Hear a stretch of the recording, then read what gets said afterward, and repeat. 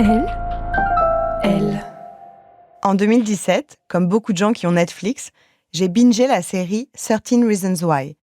C'est l'histoire d'Anna Baker, une lycéenne qui se suicide en laissant 13 cassettes, adressées à des personnes de son lycée, chacune étant une des raisons qui l'ont poussée à ce geste. Parmi les raisons qui poussent Anna à mettre fin à ses jours, il y a des rumeurs. On raconte que c'est une fille facile, on lui prête aussi des comportements aguicheurs ou des relations qu'elle n'a pas eues.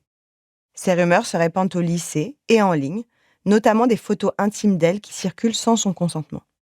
Dans la série, on voit bien l'effet boule de neige sur sa santé mentale.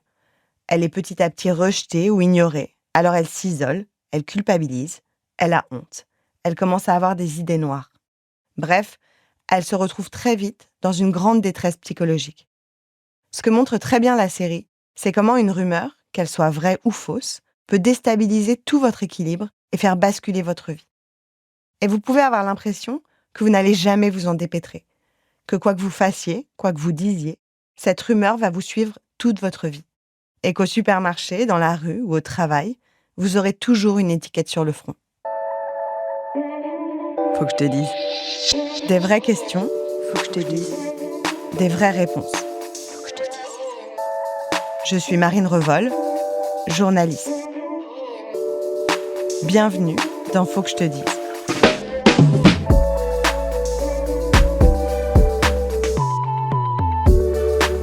Est-ce que les rumeurs durent toute la vie ?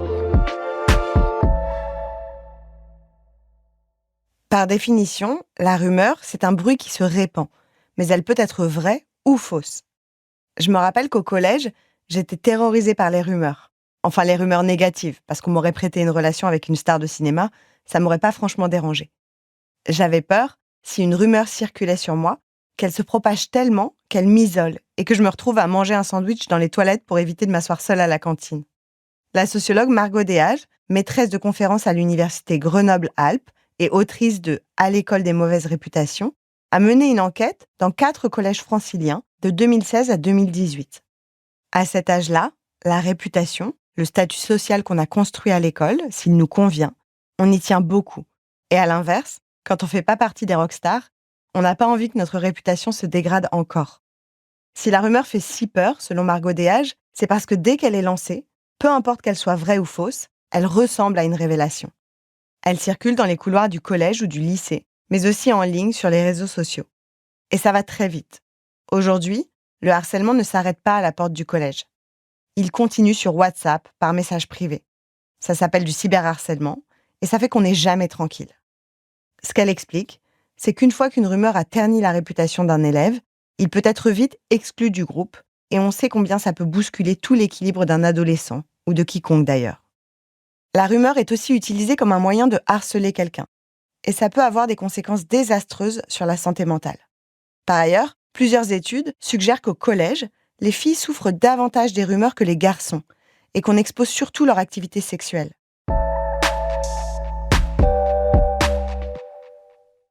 Il faut bien avoir en tête qu'il ne suffit pas de lancer une rumeur pour qu'elle prenne. C'est ce que m'a expliqué Margot Deshages. Pour qu'une rumeur prenne, il y a 3 facteurs. Le statut de la personne qui lance la rumeur. Est-ce qu'elle est jugée légitime pour faire circuler une info ? Est-ce qu'elle a une place suffisamment importante pour qu'on l'écoute ?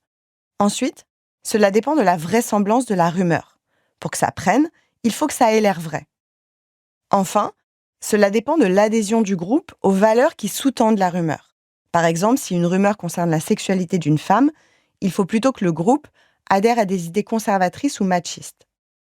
D'ordinaire, une rumeur court, enfle un peu puis s'essouffle. Elle finit souvent par retomber quand la preuve censée l'alimenter s'effondre ou quand la personne visée apporte la preuve que la rumeur était bidon, si tant est qu'elle ait à le faire, car on ne devrait jamais avoir à prouver son innocence. Mais aujourd'hui, tout cela se brouille. Avec les images générées par l'intelligence artificielle, les deepfakes, ces soi-disant preuves n'en sont plus vraiment. Et on ne sait plus très bien ce qui est vrai, ni ce qu'on peut croire. Un exemple qui illustre bien ça, c'est la rumeur tenace et absurde selon laquelle Brigitte Macron serait en réalité une femme transgenre. C'est une rumeur particulièrement relayée par les complotistes d'extrême droite, et notamment l'influenceuse Trumpiste Candace Owens.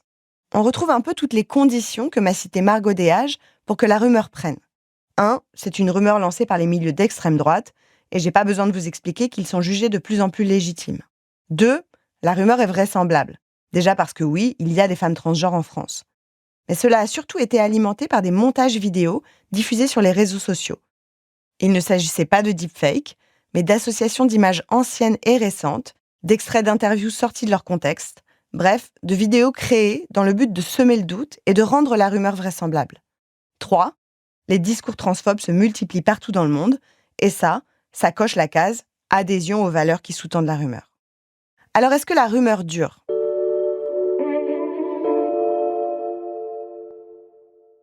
Je vous parle de Brigitte Macron pour vous montrer comment cela fonctionne.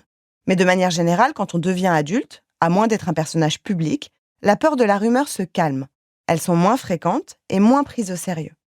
Si je reprends l'exemple de 13 Reasons Why, ça n'est pas juste la rumeur qui pousse Anna Baker au suicide. Il y a un effet d'accumulation. La rumeur, l'agression sexuelle dont elle a été victime, et on sait que ça touche beaucoup de femmes, le rejet, les humiliations, le manque de soutien de la part des adultes et des institutions, en l'occurrence du lycée. Les personnes sur qui ça va se cristalliser, et donc potentiellement durer, ce sont celles qui cumulent des vulnérabilités, qui sont isolées dans leur famille, qui n'ont pas beaucoup d'amis ou de soutien, les LGBTQIA, ou encore les personnes qui portent un stigmate racial. Et puis, cette idée que la rumeur dure toute la vie, plus elle est colportée, plus ça envoie le message qu'il n'y a pas de solution. Souvent, la rumeur se confond avec les questions de harcèlement, et dans les médias, il n'est pas rare que lorsqu'un jeune se suicide, on invoque sa réputation, qu'il ou elle ne supportait plus. Tout ça, ça perpétue l'idée que la seule solution, c'est au mieux de déménager à 1000 km, au pire, le suicide. Comment fait-on alors pour se protéger ? Comment faut-il réagir ? On entend souvent que le mieux à faire est d'ignorer et de se dire que ça va passer.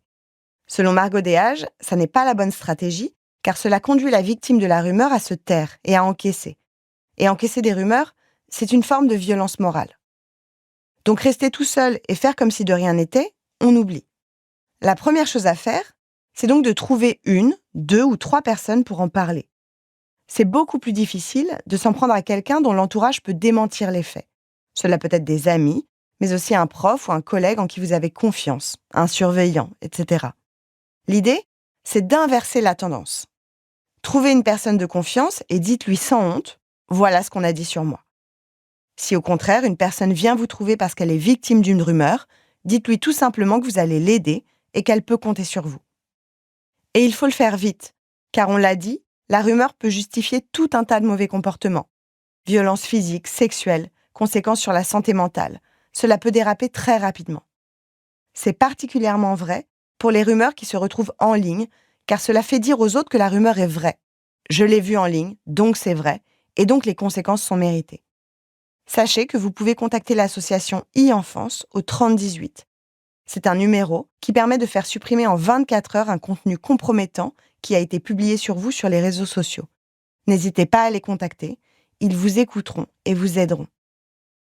Une rumeur peut tout envahir pendant un temps, les mots, les regards, les silences, mais elle finit toujours par passer. Ce qui dure, c'est la façon dont on choisit de se relever.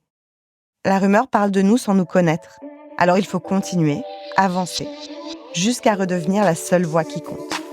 Prenez soin de vous.